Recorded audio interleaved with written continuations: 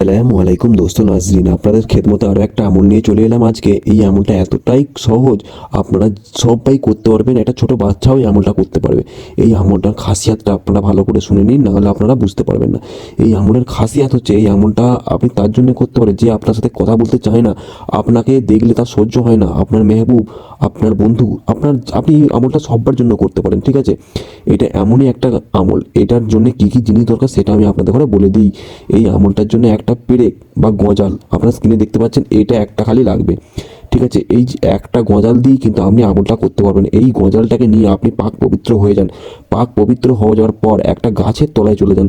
সবুজ গাছ হোক বা পাতা থাক আর না থাক, শুকনো গাছ হোক বা কাঁচা গাছ হোক, গাছের তলায় চলে যান। চলে যাওয়ার পর আপনারা স্ক্রিনে দেখতে পাচ্ছেন একটা মন্ত্র শো হয়েছে। এই মন্ত্রটাকে মাত্র 11বার পড়ে এই গজালের উপরে ফুঁ দেবেন।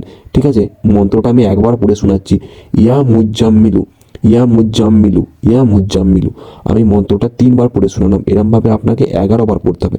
11বার পরে ওতে ফুঁ দিতে হবে গজালে বা পেরেকে, আপনার স্ক্রিনে দেখতেও পাচ্ছেন সেটা। ওতে ফুঁ দেওয়ার পর আপনার মেহবুবের নাম, আপনি যাকে বশ করতে চাইছেন তার নাম 11বার নিন। 11বার নিয়ে তার নাম বিন বা বিনতে, আপনি যদি যাকে বশ করতে চান সেই যদি মেয়ে হয় তাহলে মেয়ের নাম নিন, বিনতে তার মায়ের নাম। আর ছেলের জন্য করতে চান তাহলে ছেলের নাম বিন, ছেলের মায়ের নাম। নেওয়ার পর ওতে ফুঁ দিয়ে দিন।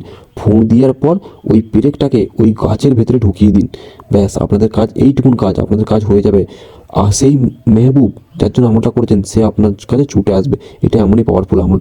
আমল ভালো লাগলে অবশ্যই চ্যানেলটাকে সাবস্ক্রাইব করবেন, লাইক করবেন, শেয়ার করবেন, অবশ্যই শেয়ার করবেন। যারা লাইক কমেন্ট শেয়ার করবেন তার সবাইকে আমল করার অনুমতি দেওয়া হলো। আর যে কোনো কাজের জন্য স্ক্রিনে দিয়ে যে নাম্বারটা দেওয়া আছে এতে আপনি যোগাযোগ করতে পারেন। আসসালামু আলাইকুম।